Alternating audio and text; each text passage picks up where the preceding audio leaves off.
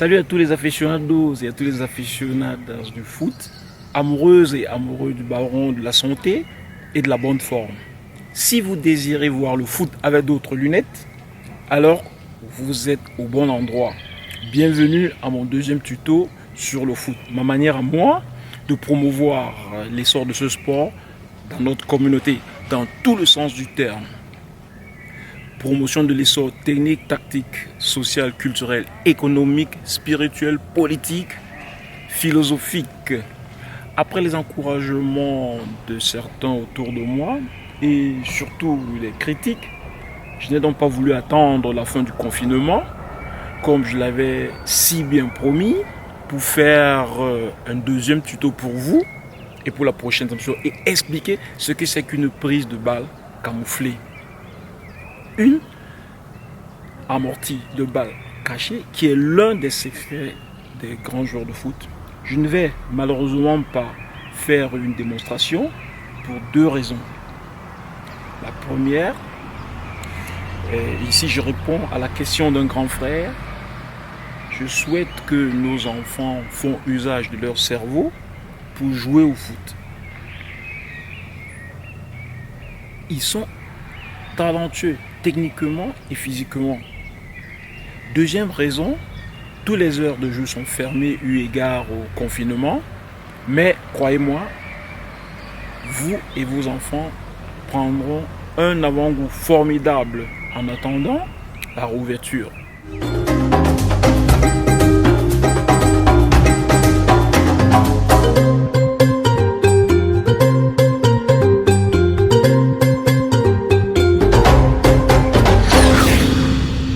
Je m'appelle François Chukwuemeka, je suis un aficionado du foot, de la santé et de la bonne forme.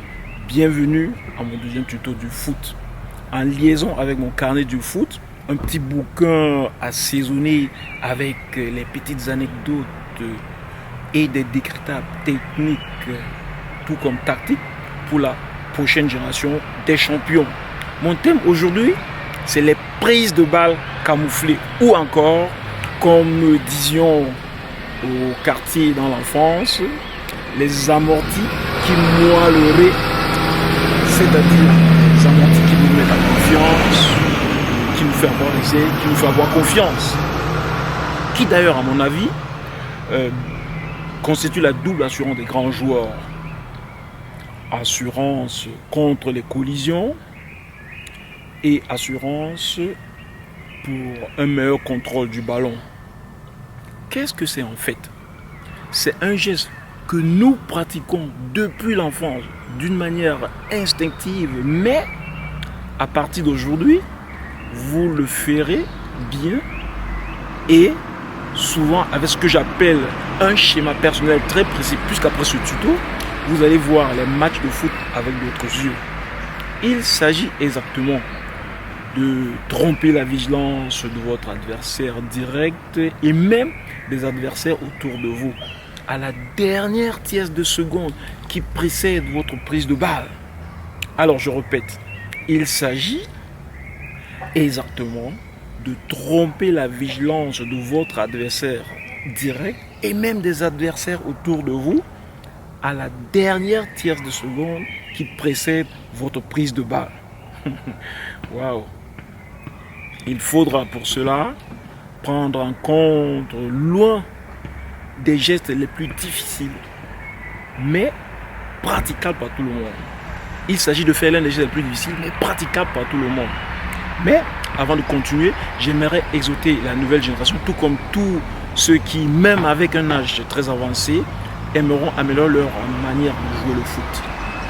De prendre en compte le camouflage des prises de balle.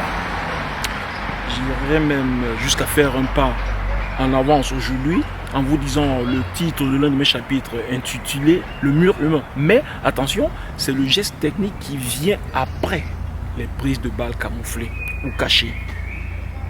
Et quel est ce geste technique qui devrait précéder toutes les prises de balles camouflées?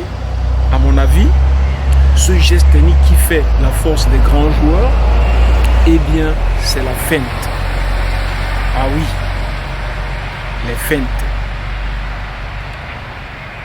Il existe seulement 4 sortes de feintes avec lesquelles vous pouvez faire les merveilles pendant un match de foot. La feinte avec le corps, la feinte avec la balle, la feinte avec les yeux et la feinte avec le changement de vitesse.